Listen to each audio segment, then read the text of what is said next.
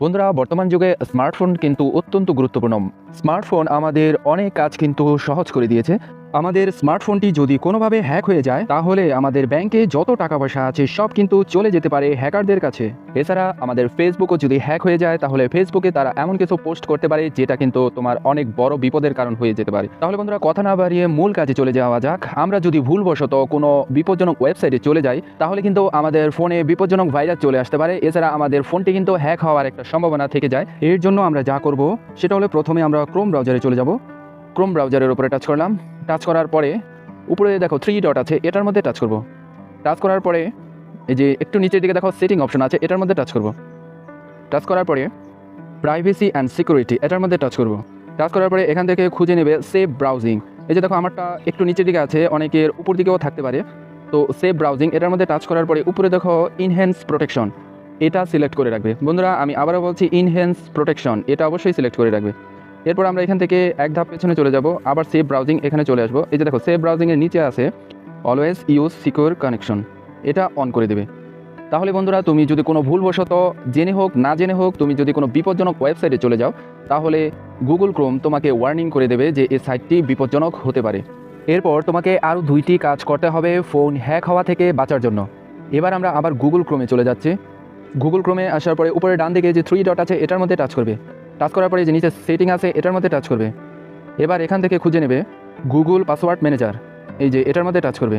Touch করার পরে এই যে নিচে ডান দিকে সেটিং অপশন আছে, এটার মধ্যে টাচ করবে। কারো কারো এই সেটিংটা উপর দিকেও থাকতে পারে। সেটিং অপশানে টাচ করার পরে অফার টু সেভ পাসওয়ার্ড, কারো কারো শুধু সেভ পাসওয়ার্ড নামে থাকতে পারে, এটা অফ করে রাখবে। এরপর নিচে দেখো অটো সাইন ইন, এটাও অফ করে রাখবে। অর্থাৎ তুমি ভুলবশত কোনো ওয়েবসাইটে চলে গেলে সেখানে যদি পাসওয়ার্ড দরকার পড়ে, সেই পাসওয়ার্ড কিন্তু অটোই নিয়ে নেবে যদি এটা অন করা থাকে। এটা যদি তুমি অফ করে রাখো, তাহলে অটোমেটিক্যালি পাসওয়ার্ড নেবে না, তোমাকে পাসওয়ার্ড বসাতে হবে। এরপরে আমরা কোনো অ্যাপস যদি ডাউনলোড করি, সেটা অবশ্যই গুগল থেকে কিন্তু ডাউনলোড করব না, সেখানে বিপজ্জনক অ্যাপস থাকার সম্ভাবনা খুবই বেশি।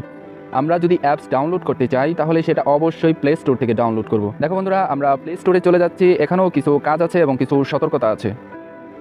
প্লে স্টোরে যাওয়ার পরে মনে করো আমি একটি অ্যাপস এখন ইনস্টল করব। আমি সার্চ অপশনে গিয়ে লিখলাম ক্যালকুলেটর। ক্যালকুলেটর লেখার পরে যে দেখো এখানে অনেকগুলো কিন্তু ক্যালকুলেটর চলে এসেছে। এখানে আমাদের যে বিষয়গুলো লক্ষ্য রাখতে হবে, এখানে কতজন মানুষ এটা ডাউনলোড করেছে। দেখো আমি সবার উপরে এইটা আমি সিলেক্ট করলাম। এটা 100 মিলিয়ন মানুষ এটা ডাউনলোড করেছে, অর্থাৎ এটা অনেকটা নিরাপদ মনে হচ্ছে। এরপরে এবার তাহলে এই অ্যাপসটার উপরে টাচ করলাম। টাচ করার পরে একটু নিচের দিকে রিভিউ অপশন আছে, অর্থাৎ এটা সম্পর্কে মানুষ কী মতামত দিয়েছে সেটা ভালো করে পড়ে দেখবে। সবাই যদি এই অ্যাপসটা সম্পর্কে ভালো বলে, তাহলে বুঝতে হবে এই অ্যাপসটি নিরাপদ।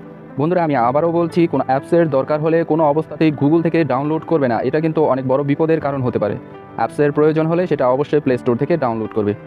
বন্ধুরা, এতক্ষণ আমি যেভাবে দেখালাম সেভাবে যদি তুমি তোমার মোবাইলটি ব্যবহার করো, তাহলে তোমার মোবাইলটি হ্যাক হওয়ার সম্ভাবনা কিন্তু অনেক কমে যাবে। আশা করি বন্ধুরা বুঝতে পেরেছো। ভিডিওটি যদি ভালো লাগে তাহলে লাইক, কমেন্ট, শেয়ার এবং সাবস্ক্রাইব করার অনুরোধ রইল।